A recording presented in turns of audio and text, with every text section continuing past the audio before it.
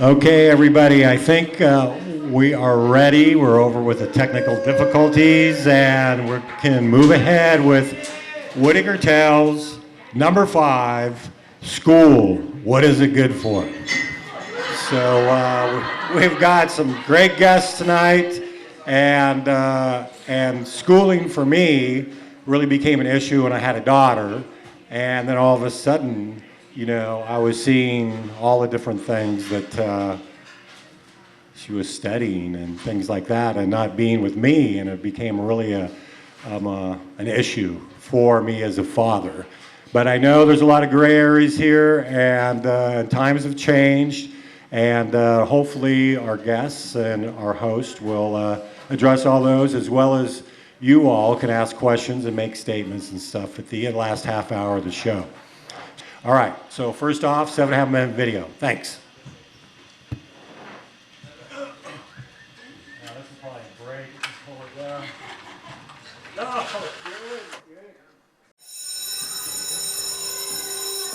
The model of going to school to learn is relatively new. Before 1900, most children learned at home and out in the real world. In 1837, the state of Massachusetts formed the first state board of education, with Horace Mann as its secretary. Mann believed that everyone was entitled to the same content in education. Returning from a research trip to Germany in 1848, Mann lobbied heavily to have the Prussian model adopted. He quickly set about establishing a statewide system of common schools, staffed by professionally trained teachers. His ideas quickly gained momentum, and by 1852, Massachusetts passed a compulsory attendance law.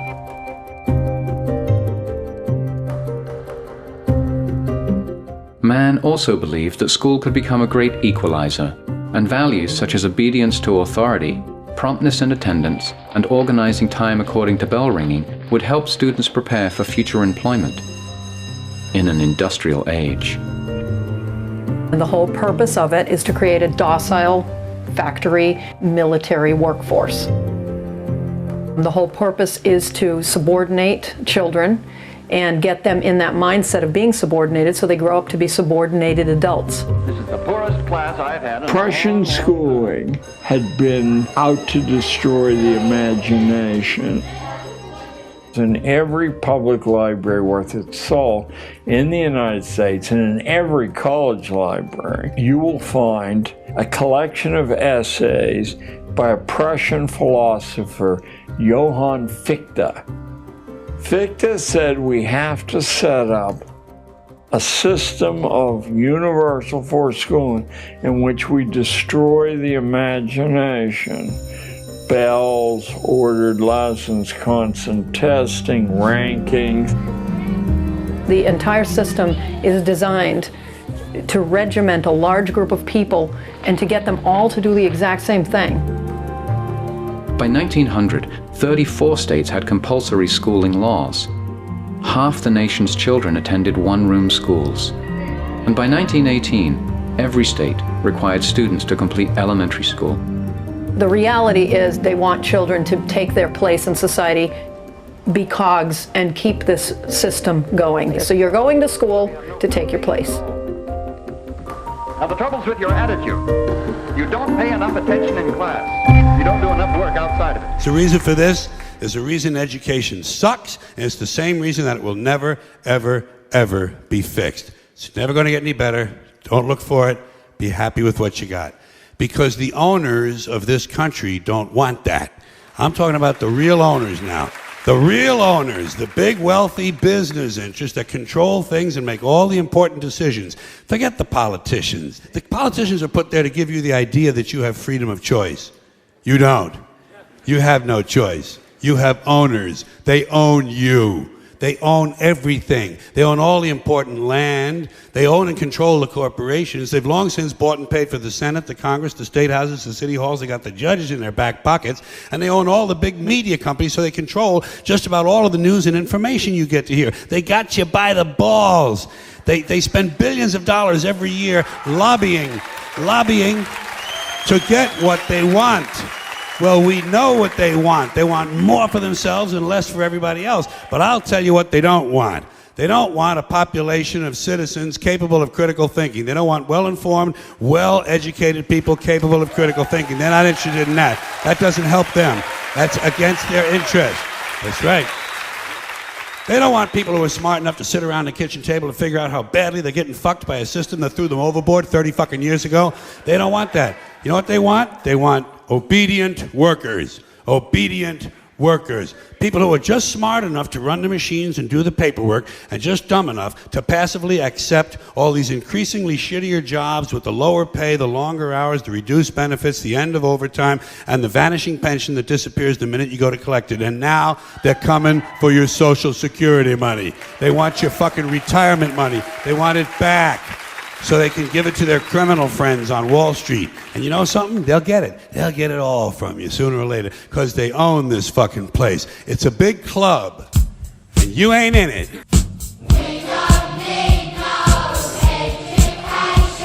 If you don't eat your meat, you can't have any pudding.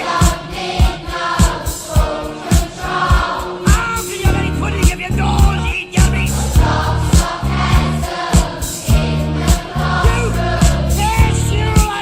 Poems, everybody. The lad who makes himself a poem.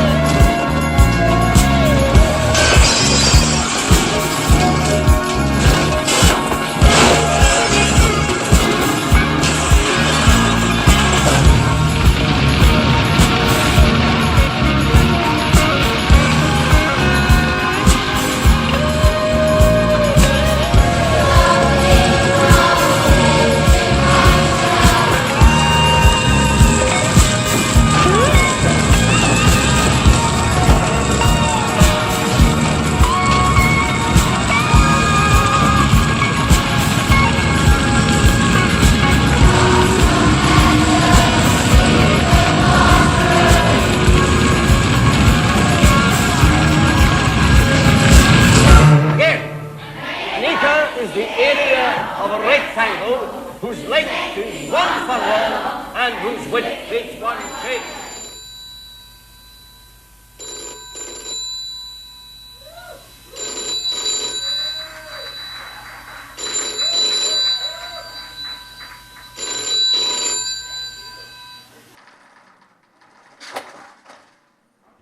Right, now the show really begins. Sort of bring up the heat a little bit with that video. So tonight, Jacqueline McClure is our host for the second time, and Jacqueline's been connected with a lot of different groups and organizations, and got her own little business going on, Dirt Witch, and also Greenway Guardians, and a few other things. And I've got to know her over the last year, and she's a dynamic personality and a great friend. So Jacqueline McClure.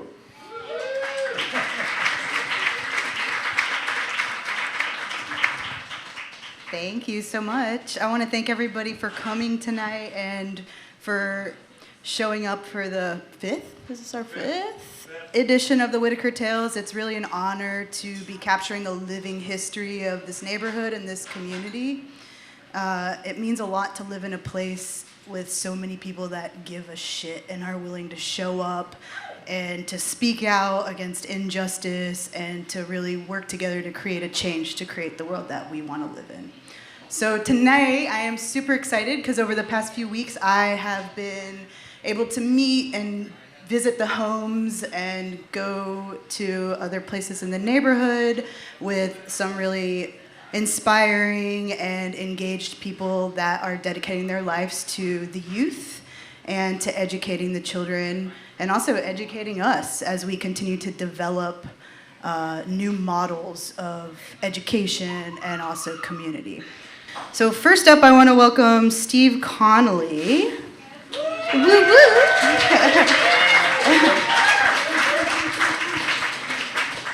And Steve lives here in the neighborhood, and he has worked in education for your entire career? Yeah, more or less. And he formerly was employed with the 4J school board, so please, yeah. How's it going? Awesome. Great. Thank you. Welcome, welcome. Do you want to tell us a little bit about your most recent experience with the 4J school district? I don't know that it's not as useful without the context. So I taught at 4J for, thank you, about 15 years, and loved very much working with students.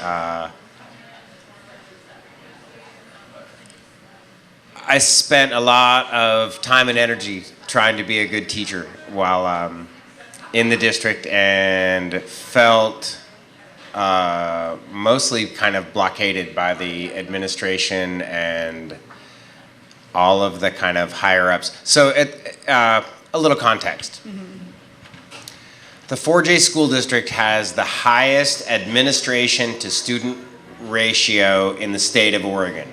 So we have more people working downtown at the office here in the Whiteaker, actually, than anybody else in the state, and it has created a situation that, from my perspective, has made it really difficult to really care for kids, because there's so many people that are concerned about the liabilities of what it means if you have, let's say, a mother in your classroom with a 1-year-old child who's been staying at the place right over there. What's it called? The Mission. Yeah, she was staying at the Mission and couldn't hang out. It wasn't working for her, and so her and her 1-year-old were going to be on the street. And my daughter and I invited them into our home. They lived with us for a couple of months, and from the district's perspective, that's an absolute tragedy. And I actually think that the reason that, from their perspective, it's a tragedy is because they have so many effing administrators down there worrying about, well, what are our liabilities, rather than thinking about, oh my goodness, this is a lovely human being. She needs to be taught. What can we do to make her life work better for her and for her kid? I want to go back to your first statement, which is, I tried to be a good teacher. And what does that actually mean to you? So that's, in 1992, I was studying at the University of Oregon and heard about climate change. I did just a little bit of research into it, and I was like, oh, this shit is real. And I was studying politics at the time, and it was really clear to me that we didn't have a political culture that was going to embrace this as a problem and fix it, and that it was probably going to just be this slow-moving train wreck that I was going to have to watch. And now, by 1994, I had thought a lot about what's the most effective thing I can do to bring people's attention to this climate emergency, and teaching seemed like the way to do that.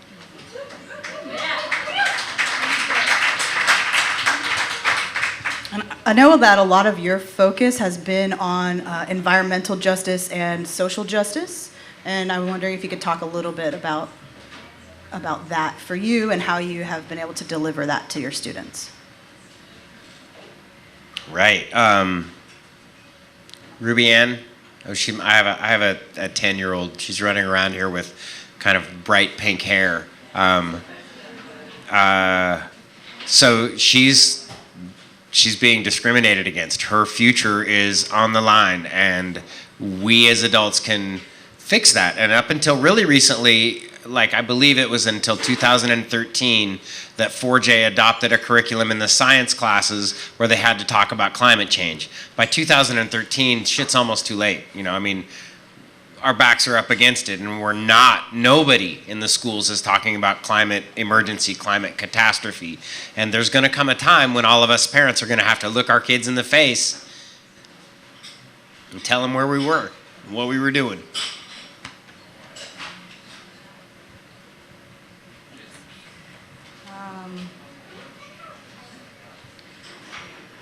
There was some controversy surrounding your tenure with the 4J school district. And I'm wondering if you could tell us a little bit about that experience and that story. So, this is a tough story because it has to do with the Me Too movement. And I would say, before I began, that I organized a lot in our schools around the Me Too movement and had symposiums where we brought women from all over the city in to talk about what does this mean for young women in the schools. So I taught in a program where we got to teach at-risk students how to try to get jobs in the wilderness. So as guides for rock climbing or skiing or boating.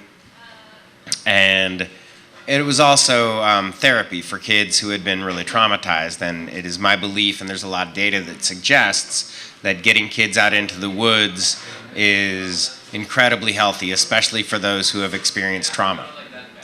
So we had a camping trip where a couple of students, one was 18 and the other was 17 years and 9 months, decided to become intimate with each other. They snuck off and did that thing, and there was some issues around consent, and it was a little bit messy. And as a teacher this was a thing I had organized. So it was my responsibility to make sure that nothing happened to anybody there, and it did. So it's actually a really bleak moment for me, and for the folks that were involved. Not very much fun. The backstory to that I didn't tell you before is that earlier in the day, we had a wonderful student that I loved very, very much and that I'd worked very closely with to teach her how to have swiftwater safety skills. Had a boating accident in which she got entrapped under a log. And if you know anything about swiftwater safety, that's pretty much the end. You don't recover from getting entrapped under a log. That's what happens when you die. And I had come around a corner and I found my student under this log, and all I could see was the yellow part of her helmet under the water. And over the next about minute and a half, I and a fellow from the Eugene River House executed a rescue in which we got her out from under this log, and she ended up coming away okay. So for me, it was great. It was really good that worked. Unless you've been through that, you might not get this, but it's a super traumatic thing. Like, unbelievably, by that night at 9 o'clock, I was out. I was done. And I told everybody good night and didn't observe the students. I mean, what they did was like at 1 in the morning. It's kind of hard to stop them from doing things when their hormones take over. But there you go. We love you. Thank you very much. Thank you.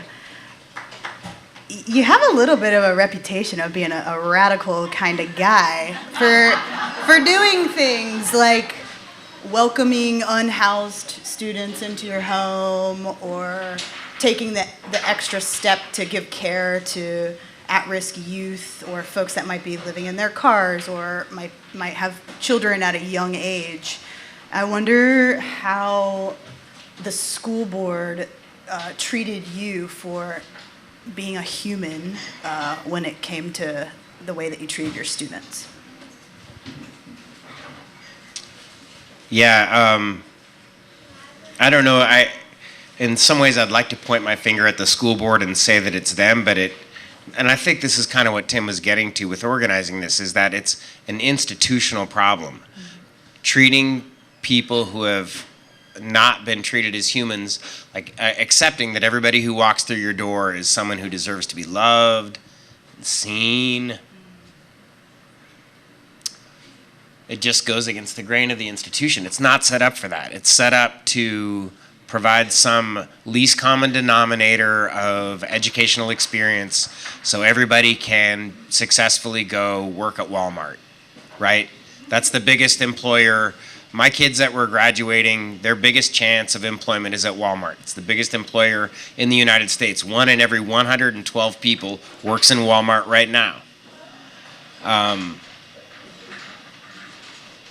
Yeah, so treating all those people that are headed for that future as humans is it goes against the institution. It's hard to look someone in the face and say, "You're awesome. I love you. Your future is a fucked up climate, and you're gonna work in Walmart. You're gonna eat beans out of a can." You know. But you better pass this test. Yeah. The test is what matters. As long as you pass the test, everything's gonna be all right.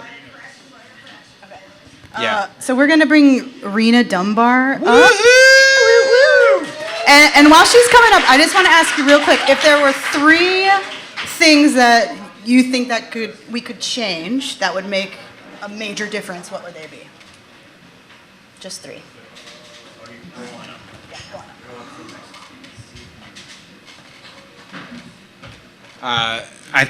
There's too many kids in classes is one thing, and there's an underrepresentation of people of color in front of those classes, and the schools probably need more money to work efficiently. I guess that's what I would say.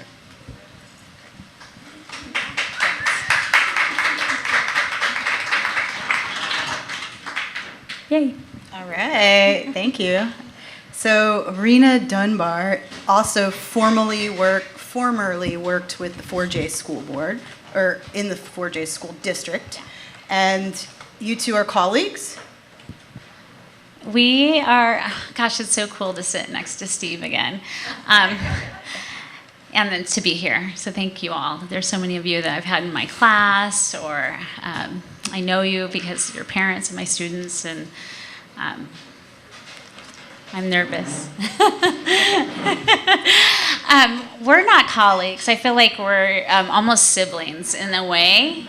And this is the first time that I have spoken since the incident at ECCO High School. I taught at ECCO with Steve. And part of the fallout of that is I resigned as well. And so I have a lot of emotion about that. And I see Steve as a really powerful teacher and role model for all kids, not just boys, which they need good role models apparently. But he was a good male role model for the girls and all the students as well. And yeah, I see him as a brother, actually.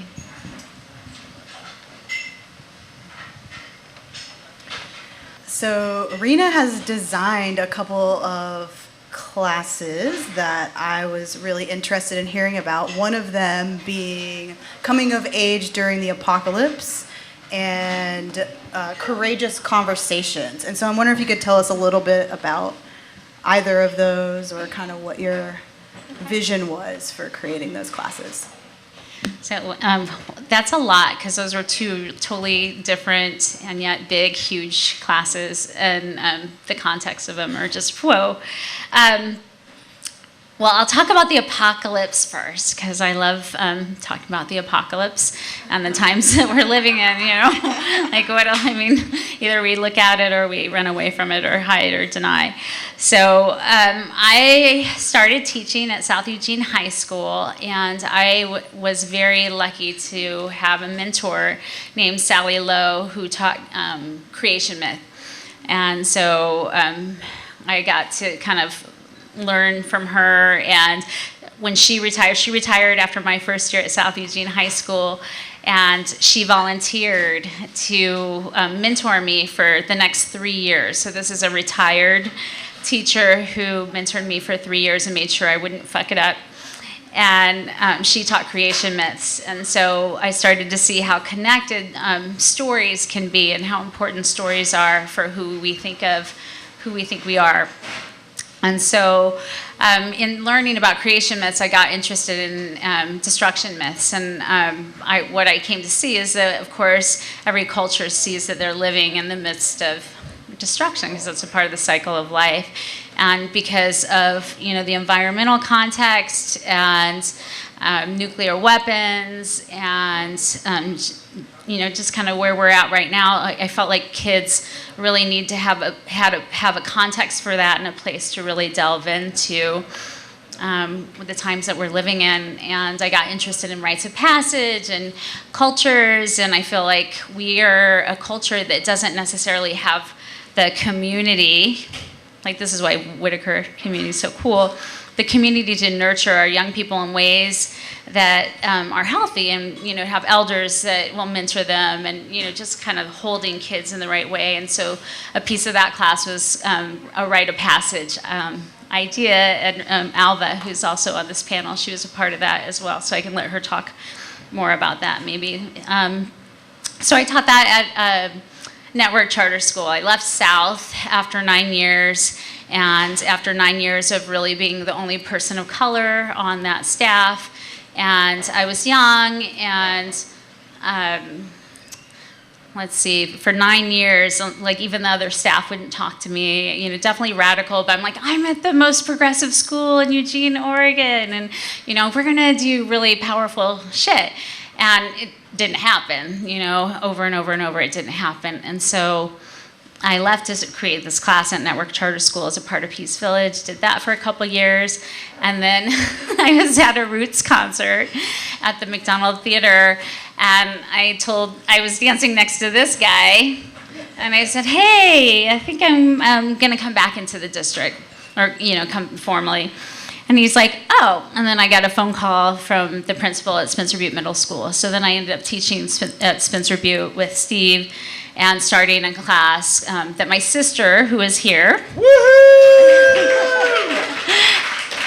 had originated at Churchill High School in response to what some people call the achievement gap. And when I was thinking about tonight, I was like, I think we should drink every single time someone mentions the achievement gap, just in general. But I will. But so Leah was a part of a team that was designed to address the achievement gaps for students of color. For some people who may not know, what is the achievement gap? Okay. Drink! There we go.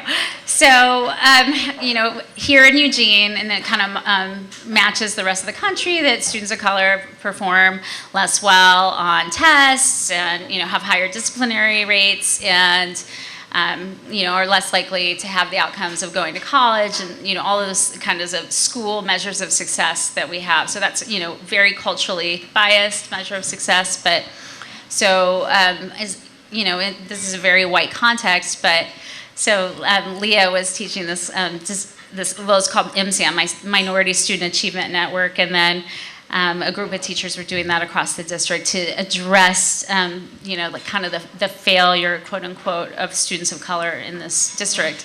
And, a little more context is that Leah and I are biracial, black and white biracial, and so our experience of school was pretty interesting and alienating, and moving through a white system as a person of color, it's a thing. and so, but we, then you have these certain kids that kind of make it through, and then they become like the little stars and, kind of prop up the system. So Lee and I kind of did that. And then I realized, oh, wait, what am I really good at? Like, oh, I'm really good at school. And, that doesn't feel that great, actually, once you realize it. So Lee and I really wanted to address that. So I taught a class in middle school that was about the intersections of power and class and identity, because middle school, right, identity, who you are separate from your families and your parents, and who is your culture. And a lot of school is about erasing culture. right, and assimilation. And so really trying to create a space in middle school where kids could figure out who they are first, right? So then they can maybe someday become what they say is a critical thinker. But I did that at Spencer Butte for 5 years, which is great, until someone who was very white and very privileged didn't like that I was teaching about white privilege. and so I ended up moving to ECCO High School, which is an alternative school. I was out at LCC and really was trying to switch the narrative for students who are poor and who have failed out of school, trying to transform the narrative about learning. So that's the long story. Into what? No, that's important. You did do that. How are you transforming that narrative? What were you doing? What was the new narrative? That's a good question. Well, as someone that liked to learn, as someone that belonged in a place of learning, because there's so many narratives that students were getting about, you don't belong unless you do well on a test. You don't belong unless you look a certain way. You don't belong unless, you say the right things in the right language. So kind of transforming that. Did I answer that right, Steve? Right. I think both of you are trying to recreate the narrative. So, do you have anything to elaborate on regarding the story that you're trying to co-create? I think that's exactly it. That the kids at ECCO High School have been underserved. The district has not paid attention to them. The district and the employees of the district have not seen them as human beings. And Rena saw each and every kid. Rena began every class by going around and letting each person in the class manifest their voice in the class. It may not, if you haven't experienced that, you might not get it, but it's a revolutionary thing to do. Everybody matters. Everybody will be heard every single day. I need to know where you're at. I need to know how this community is built today. That's revolutionary. That doesn't happen normally in schools. Awesome. Traditional schools. Thank you. I can't whistle very well.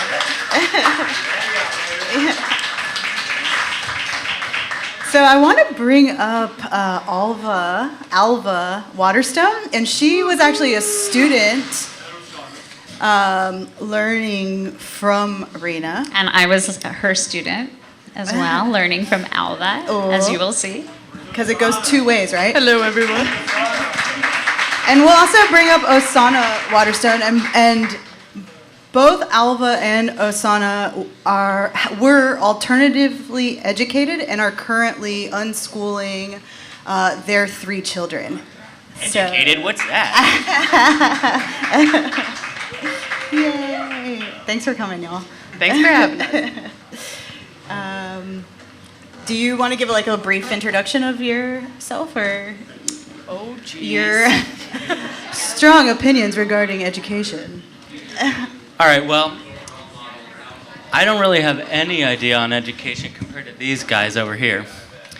I grew up on the other side of the tracks over there. I never went to any public school. I went to a couple years of alternative school here in Eugene, and seemed to do all right for me. I've got most of the things I need. I've got plenty of work. I've got a happy family. Amazing organic farmer, by the way. Just so you know. Plenty of work. Living the dream. When you were growing up, did you feel different, or were you like, why aren't I going to school, or what are those kids doing? There was a little bit of that, I guess, but mostly I didn't really want to be involved in school, I think. Why was that? Yeah. What? I just didn't want to be confined, I think. I want to explore on my own time, and was that something that you knew within yourself, or maybe it was coupled with a facilitation by your parents, or? I guess it must have been something within myself, because I don't think my parents made it pretty possible for me to go to school when I wanted to. My sister, actually both my sisters, went to public school through middle school and high school, and me and my brother also didn't go to public school. So it was definitely an option for us. And some of us decided to, and some of us decided not to.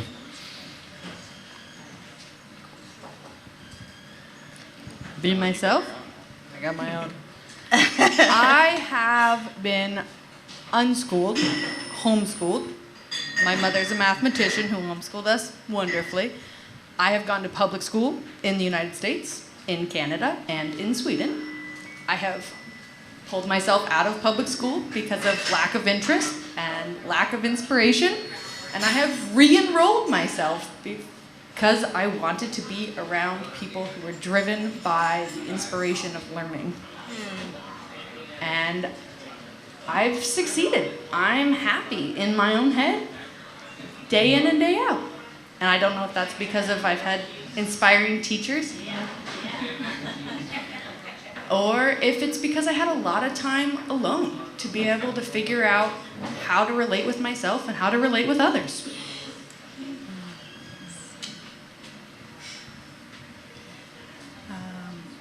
When did you first meet Rena, and what was the experience like when you took her class? I remember seeing her in the hallways of South Eugene High School. And how old were you at the time? Oh, you were at South? I was 14, and I never took one of her classes at South Eugene High School. But I saw her, and I remember her rainbow peace flag and her rainbow PACE flag on the wall of her office. PACE. There was a PACE. And it wasn't until a year later at Network Charter School that I took her Coming of Age in the Age of the Apocalypse class, where we really delved into who we were and what other societies and cultures thought about what we were experiencing in our lifetime, and to bring context to that and to figure out where we fit in and why we were feeling what we were feeling. And it was the most empowering and amazing class I had ever taken. To be taught by a teacher that paid attention to you and engaged you and inspired you was a pace of learning that I had never experienced before, and it was life-altering.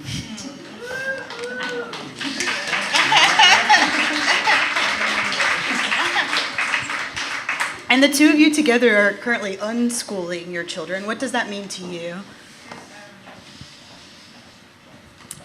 I guess our decision to unschool our kids for the first little while at least. Our oldest kid has just this last week started his first couple days of school. And that was mostly a decision based around him getting exposure to other kids and other parents and other adult figures and teachers. But mostly I think that kids need the time to explore their own interests on their own time and be able to discover things by themselves. It helps you to be able to learn throughout your whole life. Can I jump in there? Yes, please. I just want to.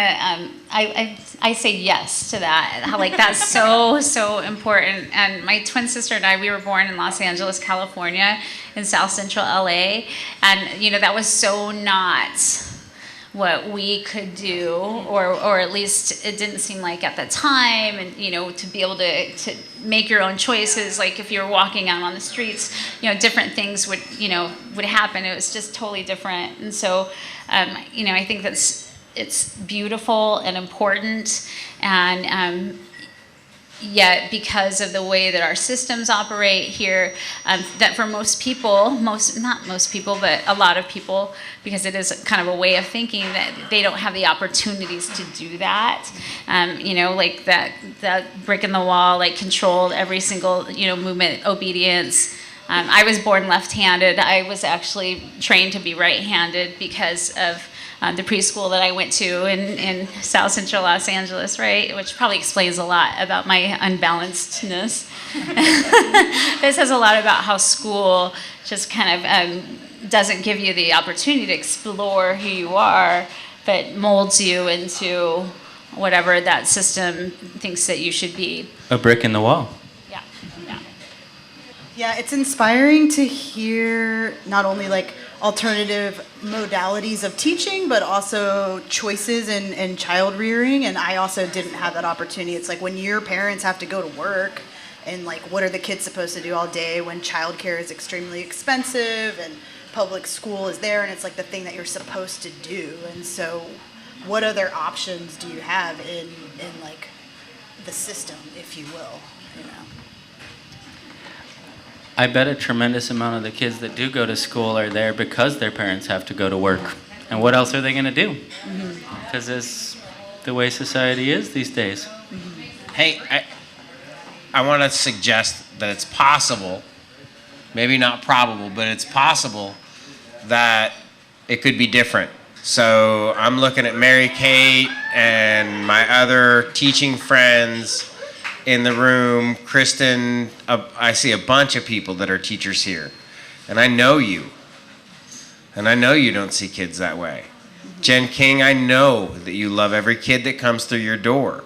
And so while there is this institutional pressure to treat kids like a brick in the wall, I think that if we paint it as if that's all that's happening, then it's hegemonic discourse, and it loses the power of intellectually being critical of what's happening. There are people within the system that are trying to make it different. Just Rena brought love. I mean, I think you're intellectually amazing, but I think that what you brought revolutionary into the classroom was love. And I think what y'all are rejecting is the lack of your kids being treated with love. But we're not exactly rejecting it, because this year after our son turns 8, we've introduced him to school in the hopes that he meets teachers that can introduce him to those kind of teachings. It's a big question, I know, but I'm wondering if you can come up with like a distilled answer of like, where is the disconnect? Because I know that there are teachers and community leaders and members that like really care and are there because they love the students. They're not getting paid enough. They're being overworked. It's an extremely stressful job, and you take it home with you every day. But yet you have the administration at the top that's kind of controlling and dominating everything. So where is where is the disconnect? And like, how do we bridge that gap? Me? Should I? Well, I think I wanted to find out the answer to that question after about 15 years of like trying to figure out why it was all fucked up in all the schools I was in. And so I was like, oh, well, if I go to the U of O and study education, I'll find out. Ha, ha, ha. You're not studying education, you're getting your doctoral degree. You know, you've already studied education. Right. So you're really studying it now. Well, I was really studying. Now I'm supposedly really doing research, but supposedly. But so what at least this is my perspective only, and anyone else has, please chime in. But number one, I think that there isn't necessarily a disconnect. I really believe it's purposeful. I believe that inequity in school is doing exactly what it's supposed to do, which is putting people into different categories so that they can continue with a project, a settler project, a capitalist project. Of course, racism is woven into that. And so I think that in terms of a system, it's designed really well to do that. And that's what it's doing very effectively. It's not very a hopeful message, but that's just my opinion. Just mine. It's working really well for some people. I'm going to shift gears just a little bit and bring Hallie Roberts up. And woo-woo. Hallie is an educator and a mentor, and she also has a vision to start an alternative school and a micro school. And I'm wondering if you could talk a little bit about your experience in traditional schooling and then what your vision is for the future. Thank you for having me here. I love this community. I've lived in Eugene for 11 years. Just a little bit about my background. I was personally homeschooled from 5th grade through 12th grade. It was a traditional academic books, and it was called a Video Correspondence Academy that was out of Pensacola, Florida, and it was all my textbooks said in small print under, you know, U.S. history. In small print it said, from a Christian perspective.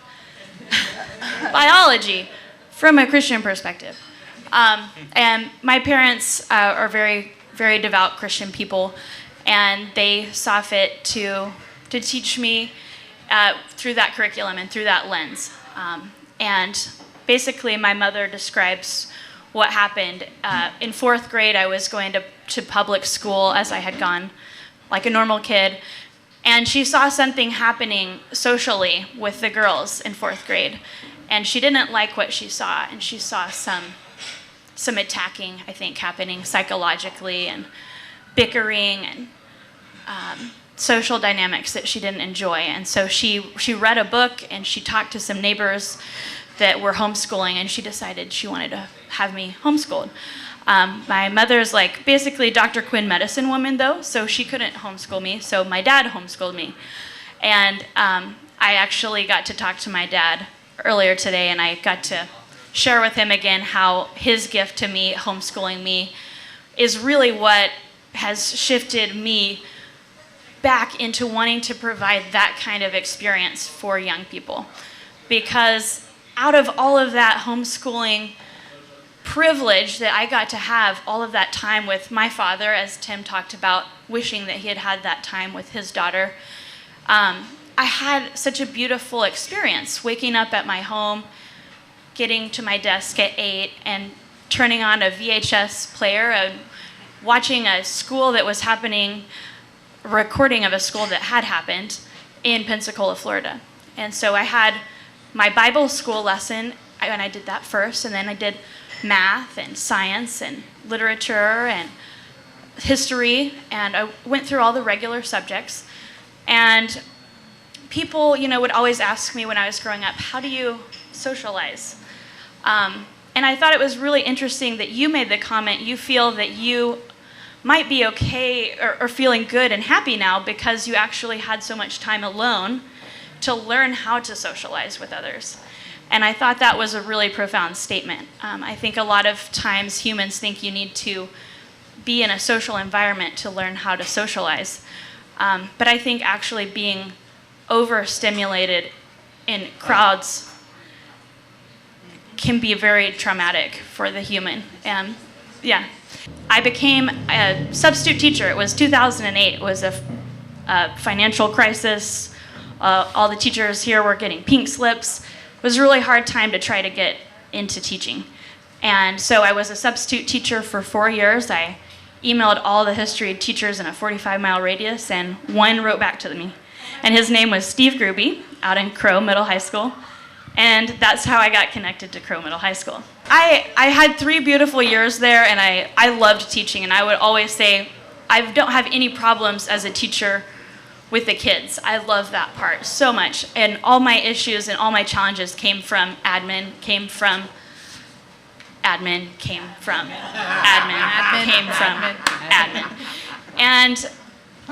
And it was okay when I had admin that trusted me and saw me and felt me and gave me some space and authority to do what I needed to do in the classroom to teach students.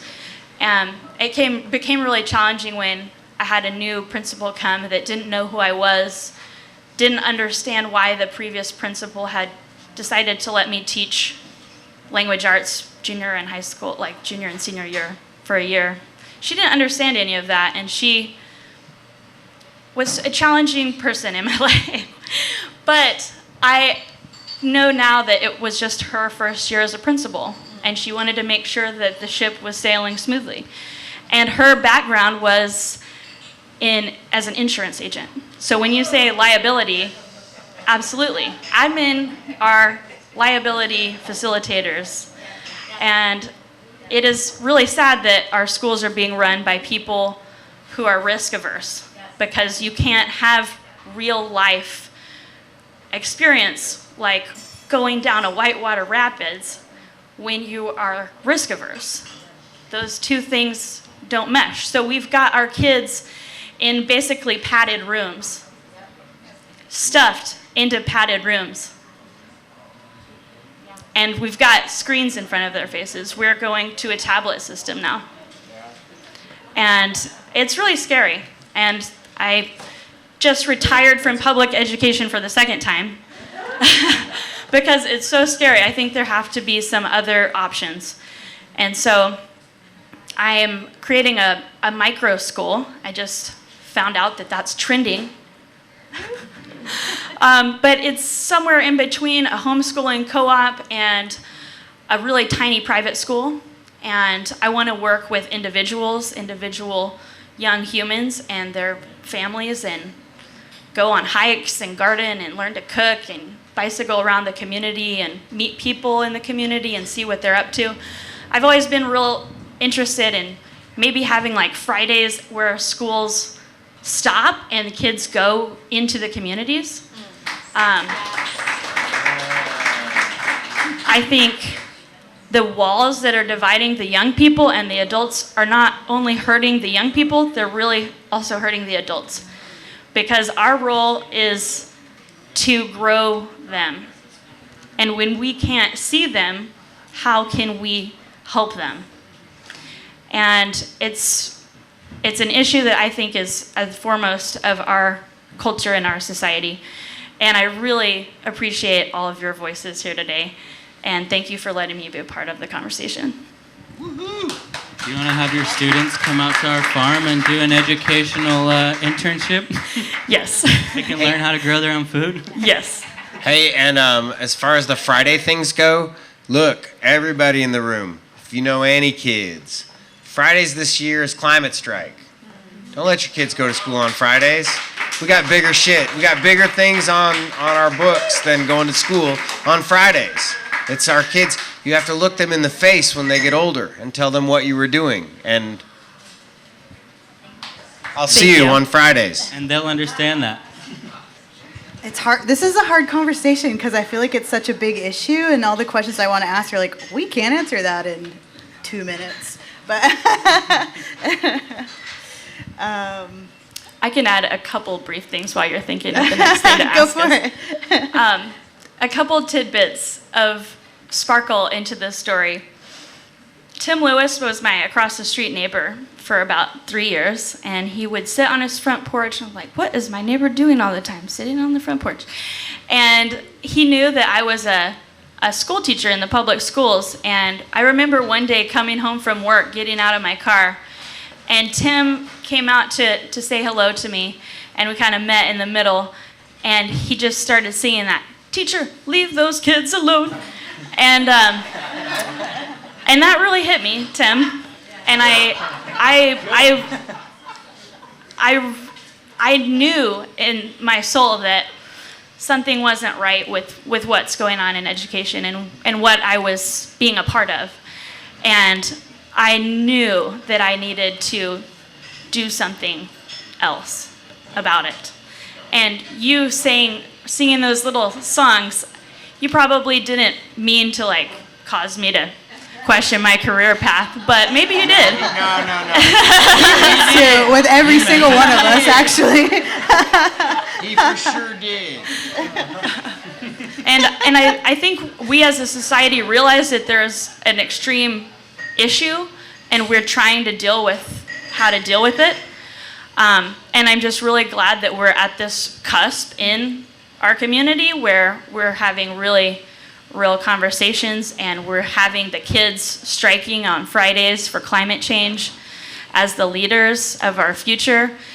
And I just wanted you to know that there are other people working on this. I got to go to the Cascadia Festival up in a little northern part of Cascadia, and they started the Department of Bioregion last year, and this year they're starting other departments of the bioregion.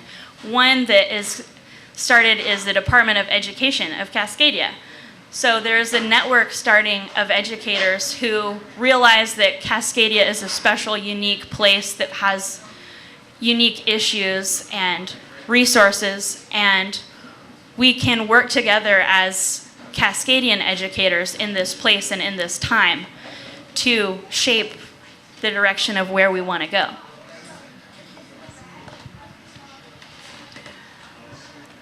What opportunities are there for people that want to explore alternative education or operate outside of the box when they don't have access to funding and when parents like have to work and have a regular job? Also, how do educators and alternative educators like the three of you make money when you want to create something that's outside of the federal funding system? Perfect question. Tiny private school. Funding is a huge part of the issue. I've already had a friend who has kids multiple friends who would like me to educate their kids, but they cannot work full time and pay for it. And so therein lies the rub. That's where they've got us, right? One model that I think is really interesting is coming out of 3 counties, school districts in California. I met a lady, Karen Parisi, who's working at a charter school type model, but I say charter school, it's not like any charter school you've ever heard of before. They're creating a publicly funded model, allowing parents to homeschool or kind of co-op school their kids, and they've got a network of educators that they have a bank of educators, and she is an admin, and she connects the families and the students and their interests, what they want to study, to the local educator who is in the bank of educators. So she said they're learning really cool things like 4th year Tibetan and offering thousands and thousands of course offerings that a public school normally can't provide. And I thought that was one really interesting model. I know also I just heard out about this week, there is a model out of Marcola School District here locally where you become a part of the public charter school, but the family gets $2,000 towards homeschooling their student. And they could use that to pay an educator to help them do that. So I think we're just at this precipice where we're like, how can we fund communally a different kind of system where we're not just got a place for kids to go look at screens all day, but we can actually work with a lot of people in the community to teach kids cool things they would like to learn. Thanks. I had the opportunity to visit ALVA and OSANA out at their farm and to have a day in the life of unschooling and hanging out with the kids, and it was a really beautiful, wonderful experience. And you told me a story about when your oldest son wanted to learn how to read, and I'm wondering the opportunities that they had to hire like personal tutors and individual educators and what that looked like for you and how you bridge the gap from being like a working family to providing those opportunities to the kids. Just work extra hours. I was going to say, he works hard. We're flying by the seat of our pants every day. And you're making it work, and it's beautiful. We have managed to allow our children to choose what they wanted to learn. At any given point, you want to learn something. Our 8-year-old decided he wanted to be a mad chemist. And I said, all right, you're going to have to learn how to read first, and then math, and science, and some other things that follow along with it. And he didn't want to learn from me. We moved to Sweden, and learning how to read for him there was back-asswards. All the same letters made different sounds, and it was so challenging for him. So we hired him a direct instruction tutor from a academic achievement center here in Eugene, and she was amazing. It was incredibly expensive, and she taught him how to read in less than 2 months. This is not over 1,000 years of, or 1,000 hours of school in a box, sitting at a desk. This was him and this wonderful woman, one-on-one, communicate 1 hour at a time, communicating and working it out. And it was a game changer for him. He now sits and reads his little siblings Hop on Pop and all the other stories that I remember reading to my siblings. And being a parent and watching a child decide what they are passionate about and what they want to learn about is an incredibly humbling experience.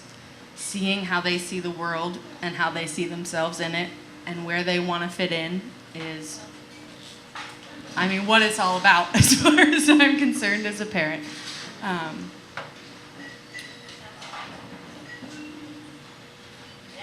Great. Thank you. I like the idea of sending my kid into class and giving her free rein to force the teacher to explain why what they're teaching is relevant. Why does this matter to me? Why do I give one shit about what you're trying to teach me? How's this going to stop me from getting molested on the way to school?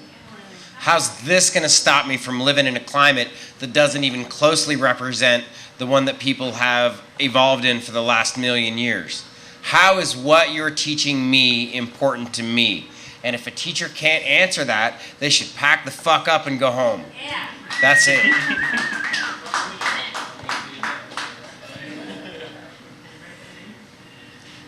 But most of those teachers are held to a curriculum, right? They're not teaching the students what they want to teach them. They're teaching them what they're supposed to teach them, right? Yes. So I'm so glad you brought that up because, Steve, there are amazing teachers in this town, like amazing, and probably every single teacher in this room are part of that group. And yet there's so many teachers who believe themselves to be doing something really great for kids, and they're harming kids, they're testing kids, they're putting kids into boxes, they're basically murdering the spirit of kids. And so, and I feel like I was one of those teachers actually, like in terms of like my own evolution as I was indoctrinated to believe, grammar is the most important thing in the world. Oh, I'm really good at grammar. Right? And really not thinking for myself and having students who don't understand grammar, and it's kind of actually like a mathematical concept in some ways, and it also doesn't make sense because English, right? And at the same time, I can talk altogether wrong and you still understand what I'm saying. Right. And it's about communication. And so I do think it's really important for teachers to be aware of how much harm they do students and how that affects and impacts them for the rest of their lives. And, and there's a huge systemic piece to that, and a business that we're a part of, or I guess I'm still a part of it somewhat. I mean, I'm at the U of O paying someone, right? And so I'm participating in that. But, the harm and false empathy, I'm doing this to help you. And so many teachers believe that I'm doing this to help you and really harming kids. I'm curious, what was the shift for you? Probably shift for me was... Were you like, fuck this, I'm not doing it that way anymore? I got to, probably, just kind of, I got really burnt out at South Eugene. It's funny, I didn't know ALVA was there. But my last year at South, I had about 40 kids a day or something like that. And I got to the point where, if a student didn't show up, I was like, yay. And then I was like, oh, whoa, wait a second, that's wrong. And so, 40 kids a class. And I had 46 graders a class too, but which is white hair. But I was just really there was a bill that was passed. I can't remember what year. Maybe Steve will remember the year, where we were switching from a grading system to a proficiency system, and the proficiency system was going to be based on skills that we were teaching. So I started out as an English teacher. And then I realized I'm not teaching English. I'm teaching something else. And then it evolved to language arts. And then there's so many things in language arts, like writing and reading and poetry and thinking and like so many things. And but you get 1 grade for all of that. And like my daughter and some of you, where you're getting 1 grade and you're not even reading a book. So so the grade thing doesn't really work. And so I actually just decided for myself to stop grading kids, and I just stopped. Pretty early, yeah. I did. And What happened when you stopped? I got in a lot of conversations, really intense conversations with parents. But because I was at a privileged school, I was at Spencer Butte Middle School, where I had people supporting kind of the intellectual idea behind proficiency, and there was that bill that was passed that they quickly rescinded after 1 year because that did not compute, at all. So it was hard. And it really challenged. And, Steve and I had a lot of conversations about it, and I still do with my sister. And it's a hard one to challenge. It's really, challenging the whole system just by stopping grading. Yeah. I just wasn't going to do it anymore. Isn't that part of your job as a teacher? And the students should be grading the teachers. I mean, okay, how scary is it for a teacher to stand up to the administration? Like, I guess these guys aren't scared. We're not employed. Or that.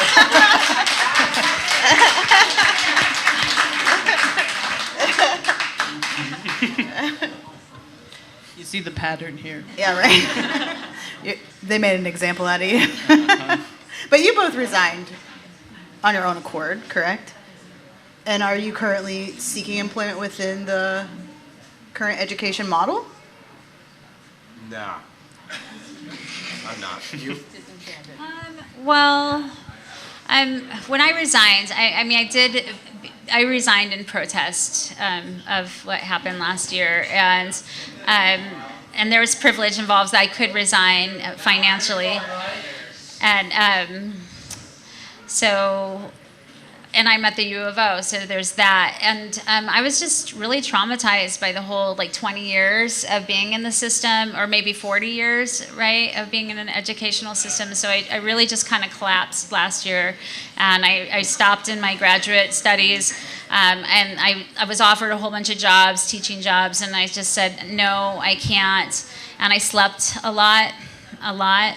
And so I spent last year doing a lot of healing work, and I really felt like I could never walk into a classroom and teach again, at least not in the same way.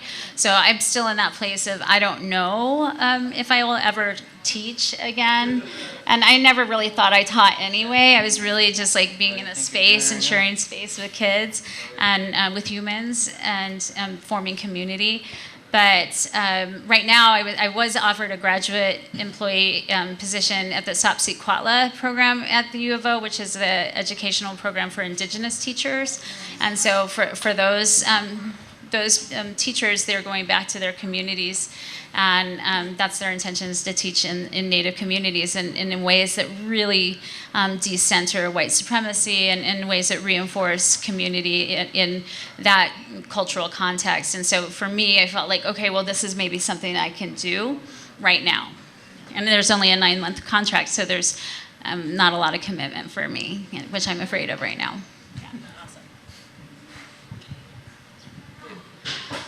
Thanks for speaking to the trauma that you experienced as an educator. I think that a lot of the community probably doesn't hear that story a lot, but I would like to say that what I have seen working in public education, there is a lot of trauma involved with what the school system is asking teachers to do in classrooms. And it's not just the students that are being traumatized by the system, it's also the teachers. Hey, I wanna agree with that. So I've come up with the idea that in identity politics right now, there's you hear a lot about microaggressions. I think as a teacher, in terms of micro traumas, So every time a kid would come into my school and sit in my class on a rainy day, and I noticed that their shoes were falling apart, then that's a trauma. And you have to decide, am I gonna fucking let this kid sit there with wet feet, or am I gonna take money from my kid's college and go buy them some shoes? And every decision that you have to make like that is traumatizing. And the accumulated toll of that ends up being that my kid's not going to college.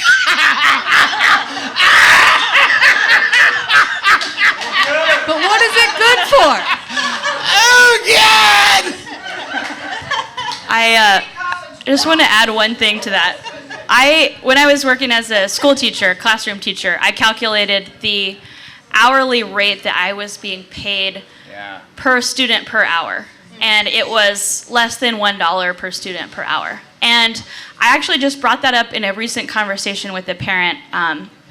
But she was talking about how she can't afford other options to pay for schooling for her kids. And I just kind of brought up the fact that teachers are being paid less than $1 per hour, generally, for their services. And it's like you wouldn't ever go up to someone and say, hey, would you mind just, taking care of my kid for 8 hours a day with 40 other kids, locked up in a room? I'll give you like 87 cents an hour.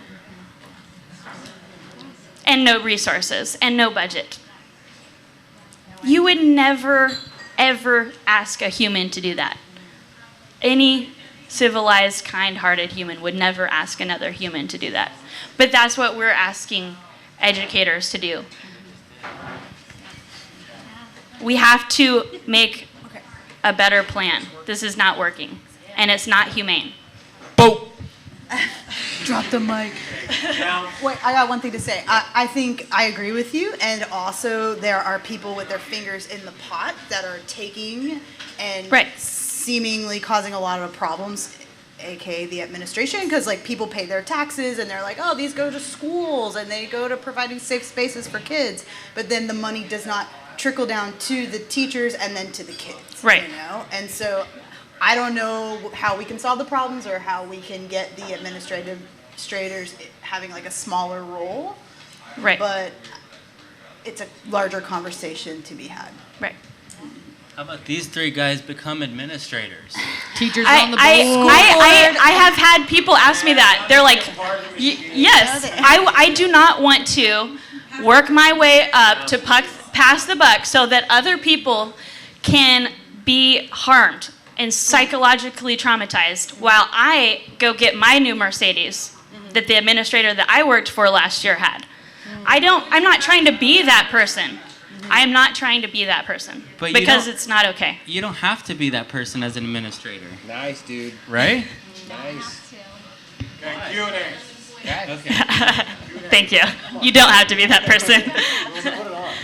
Announce what's happening. Okay, An administrator in a system that pays and takes care of everyone the way they need to be taken care of. Absolutely. Then you're addressing capitalism. Right. Okay, great. I want to thank the panel so much for all the work that you're doing and for your commitment to creating a better world for the youth and for the community at large, because the kids become the adults that are running the show. And we're going to open it up to Q&A. And so I'd like... You have to come close. You can go on out. Do you want to host? No. No, just get your ass out. Cool. So if you have any questions, then please raise your hand. I'll come to you. I think it will work really well if you have a question for a specific person on the panel or for the panel at large, just to announce that with your question. You can't go too far,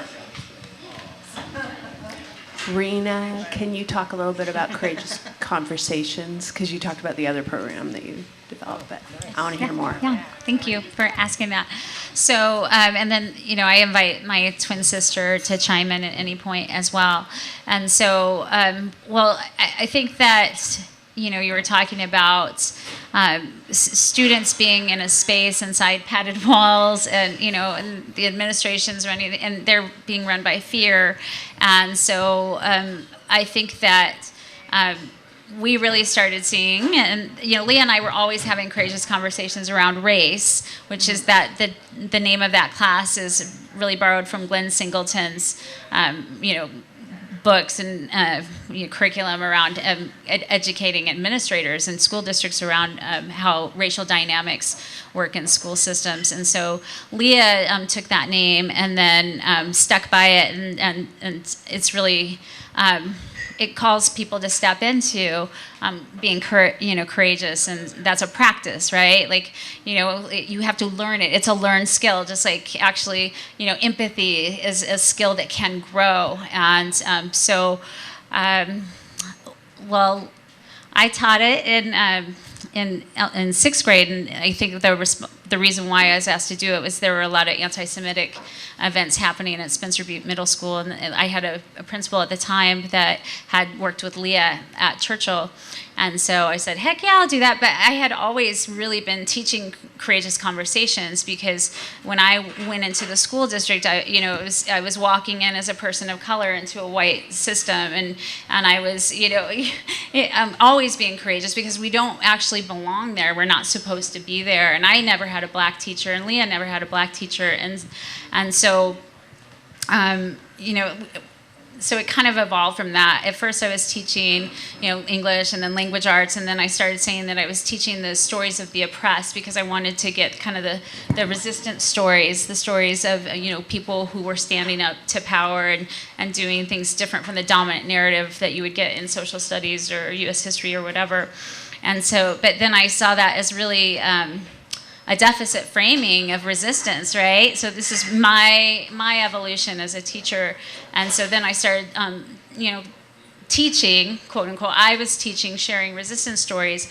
And what the students were doing is they were sharing their own resistance stories. And so Courageous Conversations really is a place where students share their own stories, and they speak, and we sit in a circle, and we're really explicitly challenging power dynamics in education and critically analyzing how power and race and class and identity and gender and ability, how that is reinforced in the school system. And so Leah's program was very successful, and she's been there doing it forever. How many years? Really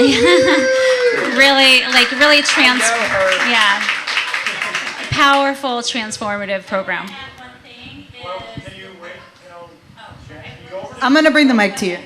Give her the mic. Give her the mic. I just want to say really quickly that this year we have a Courageous Conversation / Ethnic Studies 101 at North Eugene, Sheldon High School, Churchill High School, and for the first time at Willamette, Crow, and Cottage Grove. Yes. And so it's not just, yeah. So anyway, we're carving out that space. So thank you. And ALVA just, of course, being the brilliant one, just mentioned, oh, there's not one at South Eugene. That's interesting. But there's also a Courageous Conversations at ECCO High School, still is, despite us not being there, which is one of the reasons why I felt like I could leave, because that class was so powerful for students, just like Stephen Ray's outdoor leadership class was so important for students. And so that class is still there. And I will say that we had it aligned, because we were out at LCC, aligned with Ethnic Studies 101 at LCC. And so here are these kids who have been marginalized, these students who have been marginalized and dropped out and kicked out of the kind of comprehensive programs, coming to ECCO High School, and we had them earning college credit in a college level class that most people, and Leah and myself included, that we did not have access to in a regular educational program, right? Ethnic Studies. So it's an ethnic studies course, and I was doing it in 6th grade, and Leah's been doing it in high school, and there's been a bill that's passed that's an ethnic studies bill, and Leah and we're both in graduate school. We're like the freaky twins. We really are, and our research is about ethnic studies and how that expands experiences for students, and those standards are going all the way down to kindergarten, because as some of us know, we notice difference at a very young age, and we also very well schooled in how to have conversations around race and ethnicity and identity because of, it's not a part of the curriculum, and because of, it's not polite, and because of white supremacy. And fascism. Right. Right. And so, so it's part of I think, Oregon is in the cutting edge of having curriculum. So this is mainstream school, but possibly having a curriculum that the rest of the country doesn't even have access to. So, there's ambivalence around public school and ethnic studies being, it depends on who's teaching it, just like every other subject. Yeah, so thank you for asking about. Did I answer? Okay. Thanks. So I hear constantly that the administration is the problem at every level of education, K through 12, college. I'm just wondering if there's any models that are being explored where teachers are the administration, or even teachers and students are administration and taking some sort of role in that. Like for me, it just seems like if every administrative body is corrupt, the only way is to totally alter that. What are avenues for altering the administration in this era of corruption, of corrupt administrations? Look, here's the thing. Administrators don't do shit. They sit downtown and they make up reasons why their job is important, and then they have the opportunity to create a platform all day long to support themselves. So no, dude. No. It's not going to happen. They're really smart, they're really well educated, they're paid lots of money, and they are self-promoters. And that's what they're doing. And they're anytime they can externalize the costs of real education and put it on the backs of teachers, they do it. And I personally don't see, I don't know, maybe a mini school. What do you think? I do know that there is a model called the Sudbury Academy that is a democratic education model where the students are the leaders of the school, and they meet and they make the rules of the school, and they are the supreme leaders of the school. I think the first school that I went to was based on a Sudbury model maybe. And in the beginning of every day, we had at 9:30 a meeting where all the students and all the staff members, we didn't have teachers, and office members got together and discussed anything that any of the kids had of interest, and whether that was like a valid thing to spend our school funding on, or discussed issues that the students had with each other or that the students had with teachers. And that might have been a good, I don't have any other experience to cross-reference that with, but I think it might have taught me a fair amount about taking my own initiative. Thank you for sharing that experience. I've only read about it online and watched videos, and I've tried to connect with people who were a part of the Sudbury Academy in Eugene, which is, I think, taking a hiatus. Non-existent anymore. Right. But I think sometimes the pendulum can swing when there is a power imbalance. It can swing too far the other way. But I think honestly that the education is for the benefit of the kids, and I think that teaching them democracy and how to be self-leaders and how to lead their own directive is the most important lesson you could teach a young mind. That was a big part of that meeting. Everything that anyone brought to the table at that meeting or that was on the agenda was voted on by the whole school. Whether it was one kid who wanted to take piano lessons, everyone voted whether we would hire them a tutor, or whether some kids wanted to do a Lego robotics program. We voted whether we would spend the money on buying the materials to do that and spending the time on exploring and practicing and making that happen. That is so cool. Thank you for sharing. Awesome. Do you have a question? I do. I just want to say that all you teachers are well worth over $1 an hour. And, Thank you. Including my husband, who just retired after 28 years of teaching. And And I also want to say we kicked that achievement gap in the ass because we graduated 7 black kids from 4J. All right?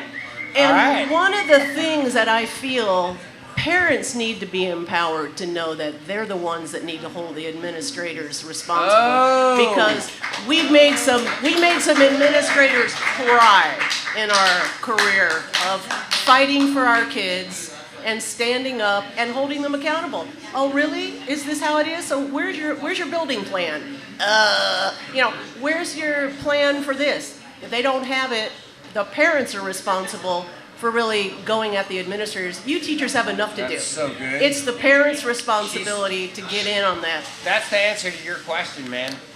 That's the answer to your question. She's our dead on. responsibility as parents, to hold administrators responsible.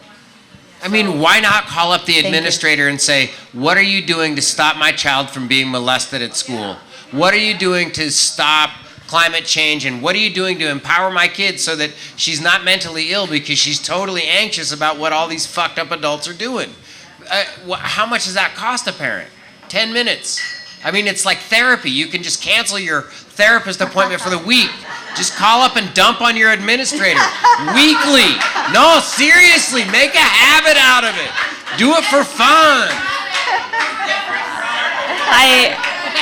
I so kudos that the parents have to be more involved, the community has to be more involved, and I think that teachers' unions need to be more active. I really enjoyed what I saw last year with the walk-in at the end of the year for Red for Ed, actually seeing teachers stopping school for the day to force the Republican legislators to come back to take a vote for more funding for Oregon schools. That worked. Teachers shutting the school down worked. And the unionization of the teachers of the public schools, I think, is power. And they have to shut that school down. And I think, I have a friend that says he would absolutely be a school teacher. He's my age. He says he would absolutely be a school teacher if they were paid $60K a year. Right? That makes sense. It's reasonable. That's reasonable. They are. Not beginning teachers. Well, that's true. I was a teacher that was never paid more than $30K a year. Right. So, $60K a year. yeah. I've supported my family off less than We're going to that. take a couple more questions. We have just about 10 or 15 more minutes. I've been an educator for 34 years because there was 4 years at Churchill High School as their drug counselor. So basically dealing with people's life and death stuff all day, every day, often with the help of administrators who, as you say, are risk averse, but when you have the law and the science about how you were going to get this kid who is being molested at home by the church elder or the owner of the marquee business, you have to have an answer for them right then. And the situation that you were dealing with at ECCO is, yeah, the schools have been having to deal with social problems for at least all the time that I've been an educator, and probably even more. So when you think about, when you mentioned 87 cents, and I think about my great-grandfather who was teaching a 2-room schoolhouse in a segregated school that produced my father, the doctor, that what was once done to marginalized communities of color is now being done to the general population. What was once done to us for race is now being done to you for the money. So when you basically disempower people by limiting what their empowerment. And so empowerment has to start with home training. That's why we have 7 kids of color that went through that because of what they got at home, and having to negotiate the system. And even if you were going to be an activist, your standard of reference should be like an Angela Davis, Paul Robeson, Judge Sotomayor, it's that you won't be taken seriously unless you succeed through that oppressive system and beat it at its own game and already think outside the box. Thanks for that.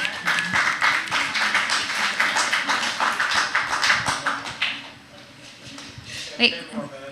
Well, can I just jump in and I think it's really important for people to be aware that right now we have the most segregated schools we've ever had since, the passage of Brown versus Board of Education.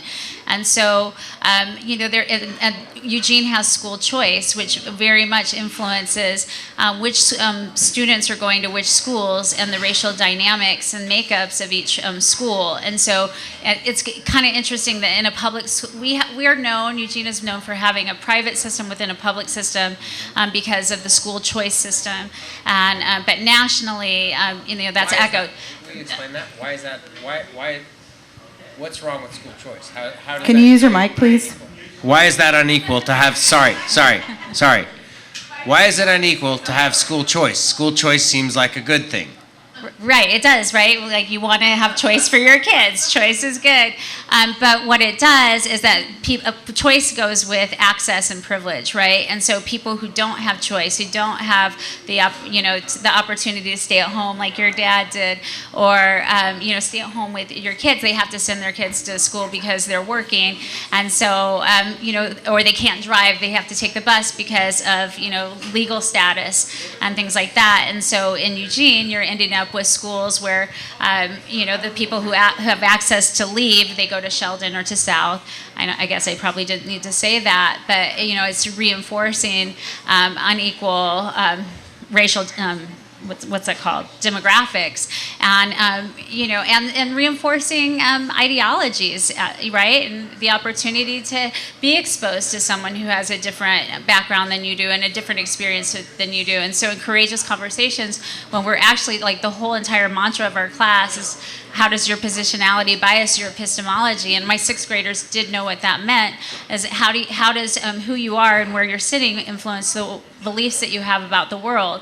And if you're sitting in a room where we all look the same, right, your beliefs are going to be influenced by that. And so creating a space where kids can actually be with different kinds of kids is actually good, which is why you wanted your son to go to a school. But nationally, it's a huge problem, and it's very intentional, I think. And it's public schools are being destroyed. And Mark said about sending your kids in and knowing how to negotiate that system and to bring it down is really important. At the same time, it's really devastating, and it can be really soul killing. And I know Lee and I went through that, just from personal experience. And so I can understand why people want to homeschool and keep their kids out. Or I'm trying to de-school myself because I've been schooled, and my thinking is very those values. But so I get it, but I think it's also really important to be aware that segregation is a thing, and it has an impact, and we're getting more segregated, and look at the political situation that we're in right now, and it's a part of that. Thank you.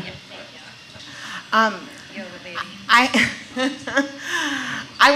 want to start by acknowledging the use of the word revolution tonight, and I think that it's really important that we acknowledge that it is at a point of crisis, and what we need is a revolution.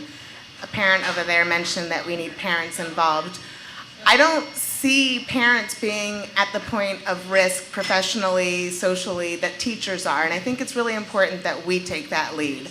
We can't be moved to another school. We can't be dismissed. We can't be banned from an entire district, but we can speak up. And I know that this is within the confines of the system, but right now they're asking for conversations about the Student Success Act. And what I think we need to acknowledge is this fact of ratio of administrators to teachers. In the same breath that we're pleading for smaller class sizes, when you're invited to these forums to ask for how to spend our money, please mention that we need to put more money into teachers and teacher retention and teacher morale. We hear about teacher burnout, and then teachers are invited to professional development where they're told to do yoga and get good sleep hygiene. And what I'm hearing is that what we need is to redefine that as teacher demoralization. This isn't burnout. Burnout is you did too much. Demoralization is you were asked of too much under circumstances that are unrealistic that you cannot succeed in. So please, when you go and you speak up as parents, because again, we can't be sent away. We can't. They can't. And if they try to, fight louder. Thank you. So please, come to those forums and speak up for teachers. Come to the EEA forums. Yes. We have leadership that is like tremendous right now. Come and support that. Come to the Spanish-speaking forums and sit there and be alongside people and just lead the revolution as parents. Go parents. It's your birthday. Not really, but go anyway.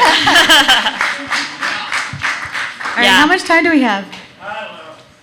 Fuck it. My main we have time for takeaway. just a couple more questions. Thank you for saying that. And when you go there, my main takeaway, like the Red for Ed movement, was all about student to teacher ratio. My main takeaway from my experience in education and what I'm trying to work towards is a ratio of 7-to-1 adults to kids ratio or better. And that's going to be teachers, but it's also going to be EAs. We have to have more EAs in the rooms to help have adults be with kids. They are starved for adult attention. They need more adults in the room to have conversations and to teach them and help them be humans.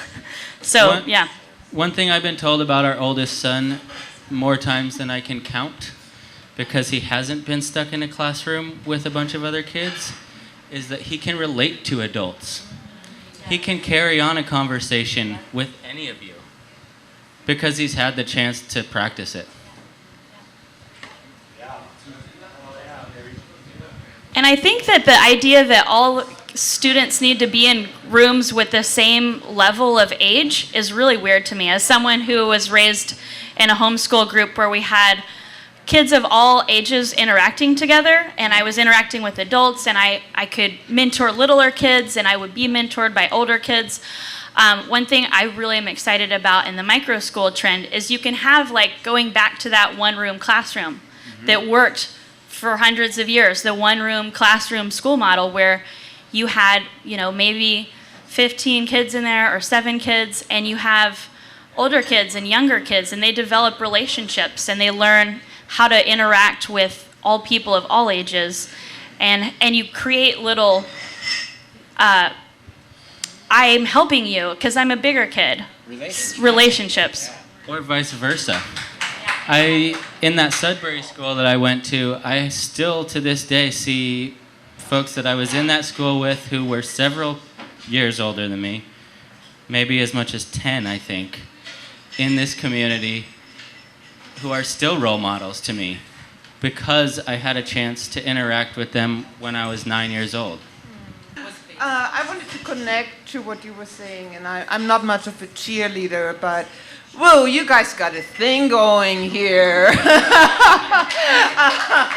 Viva la revolución.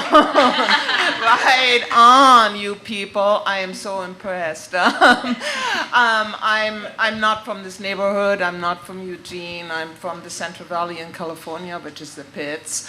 I've been wanting to move here, and I'm just thrilled. I'm been in education. I'm one of those traumatized teachers, I believe. I've taught all sorts of levels, community college in a poor area, and homeschooled kids and all that. And I think you need to keep the spirit alive, whatever you got going here. I hear all sorts of exciting ideas, and what you're saying about ethnic studies, this rings so true for me. This rings very true, and it's so neglected in so many areas, and people are not seeing this. And the more you can spread this, and the more, in California, ethnic studies, this has been killed, and this is systematic, and this is being perpetrated all over the country, and in the most area where this is needed, where people need to hear this, and students need to hear this. I feel so passionate about this, and it's not being heard. And I wish we could take this and make this happen in neighborhoods all over. And yeah, I'm full of emotion. Thank you. My mother was an educator. I remember her bringing home stacks and stacks and stacks of paper to grade all night long, every night, breastfeeding a kid, making dinner, grading papers, grading papers, grading papers. And she always told us that change is life's only constant. And I believe that we are living in the greatest time of change, coming of age in the age of the apocalypse, and that our school system needs to change. It needs to change along with us. It needs to teach us and adapt us. We need to be able to be there and to take pride in our education system once again, or for the first time ever, possibly. Hey, just really quickly about your mom. She wasn't just an educator. Her mother and I created a garden at Spencer Butte Middle School, and then grew the food that we served in the cafeteria that was all organic, and the kids got to eat, grow the food, market the food, eat the food, and that was all because your mom saw that this is what we should be teaching. This is the thing we should be on. She's still doing it. Great. Thank you so much. I want to thank everyone on our panel tonight. Thank you for being here. Thank you for all the work that you're doing in the community and for the courageous choices that you're making, whether it's with your own kids or as educators or as a visionary for the future. Thanks everybody for coming and for giving a shit about our community or a drink. Or a drink. I also want to say that this is just the beginning and it doesn't stop here, but it starts here. So I'd encourage you to hang out and share conversation and share ideas, because this is where the change happens, is when we start connecting and we start creating community and coming up with alternatives to the dominant system. So thanks everybody for caring and for showing up. As hard as it might be, I believe that us together can create the change that we want to see. So thank you. Yeah. Thank you, thank you. Hey, and thanks a lot to our great host. She kept us all going really well tonight. The one and only infamous Tim Lewis. Tim Lewis. A community forum. It's amazing. I love it. Thank you. Sweet. Thanks for coming. Have a great time.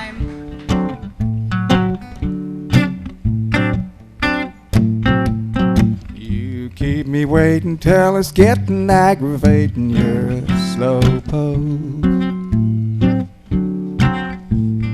I wait and worry, but you never seem to hurry, little slowpoke. Time mean nothing to you. I wait, and then you late again.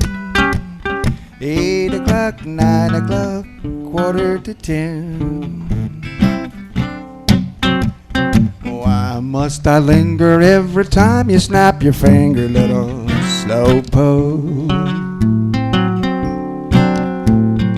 Why can't you hasten when you see the time's wasting? You're a slowpoke, dear. Why should I keep trying to change you? It ain't the thing to do. I guess I have to learn to be a slowpoke too.